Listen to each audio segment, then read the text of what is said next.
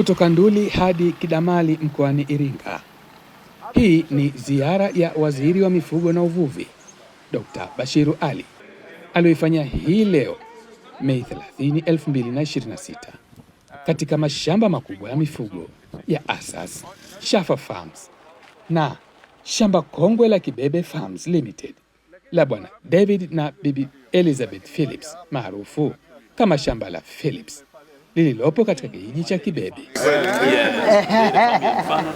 Ilikuwa majira ya saa 2 za asubuhi wakati Waziri wa Mifugo na Uvuvi Dr. Bashiru Ali alipowasili katika shamba la mifugo Matembo la kampuni ya Asas lililopo Nduli, akiwa na wajumbe wa kamati ya kudumu ya Bunge ya Viwanda, Biashara, Kilimo na Mifugo, na kupokelewa na mkurugenzi wa kampuni hiyo Bwana Ahmed Salim Asas. Kisha akaanza ziara yake kutembelea maeneo mbalimbali katika shamba hilo. Akiwa hapa katika shamba la Asas, Dr. Bashiru anapata wasaa wa kutembelea eneo maalum kwa ajili ya kukamulia maziwa kwa teknolojia ya kisasa.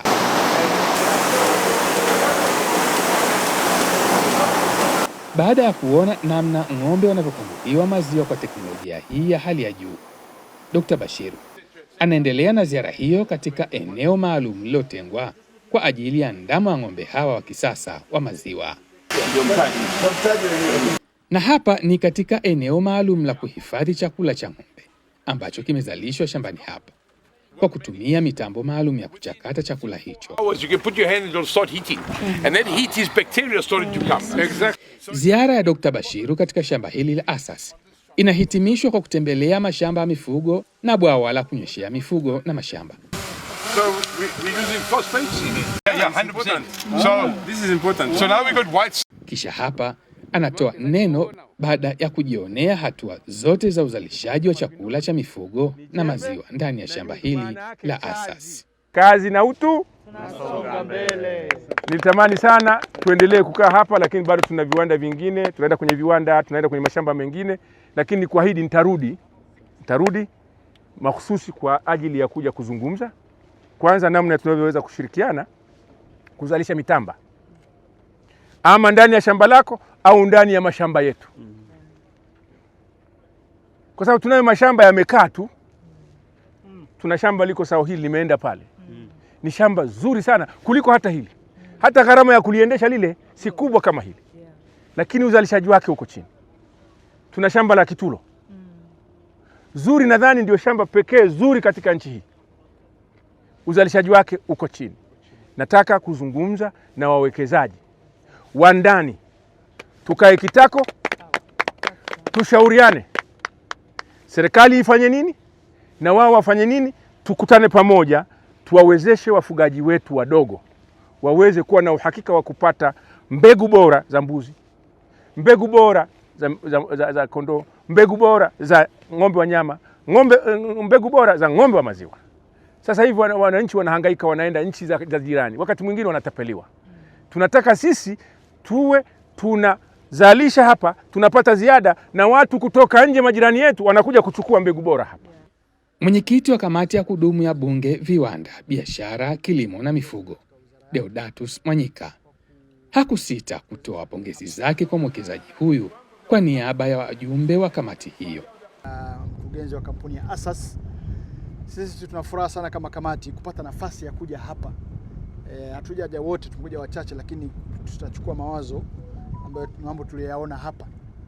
Na kwanza kabisa, sisi kutoka katika nyoyo zetu, sakafu za nyoyo zetu, tunaipongeza sana kampuni ya Asas, mkurugenzi, wanahisa, wafanyakazi, kwa mambo tuliyaona hapa. Kwa kweli ni uwekezaji wa mfano.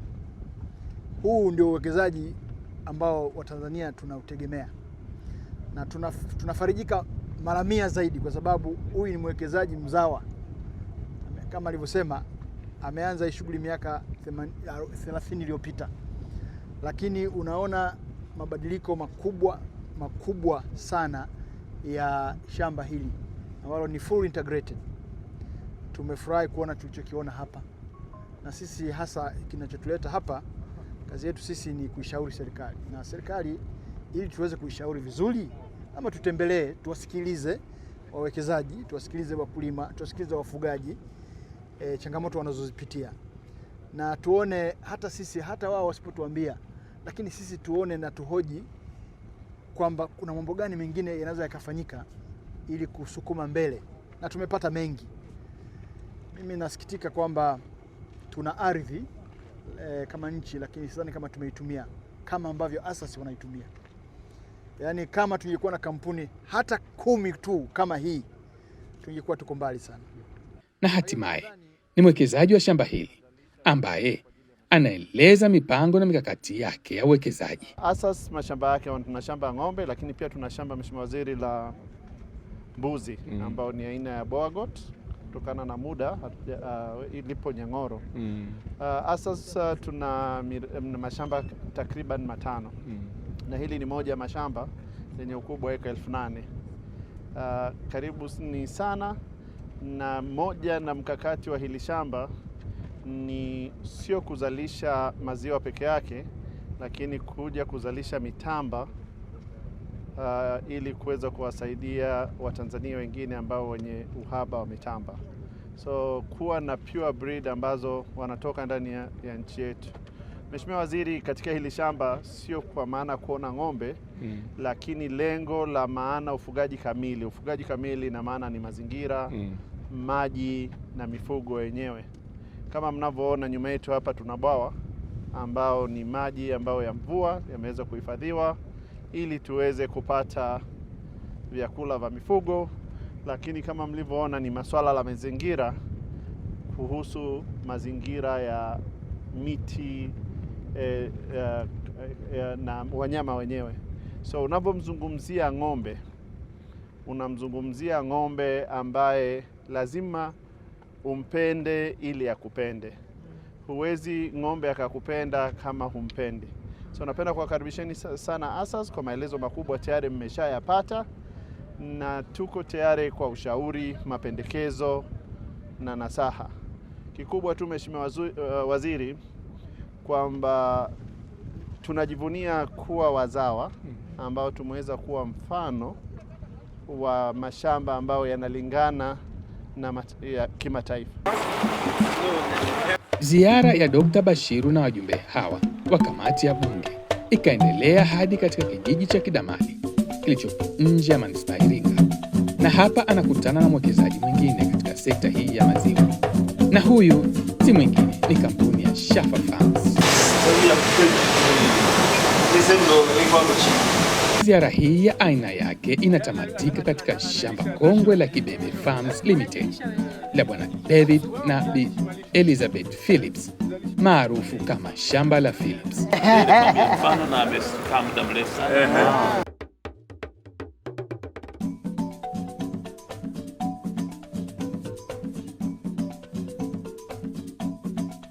Mimi ni Fadhili Akida na hii ni Daily News Digital.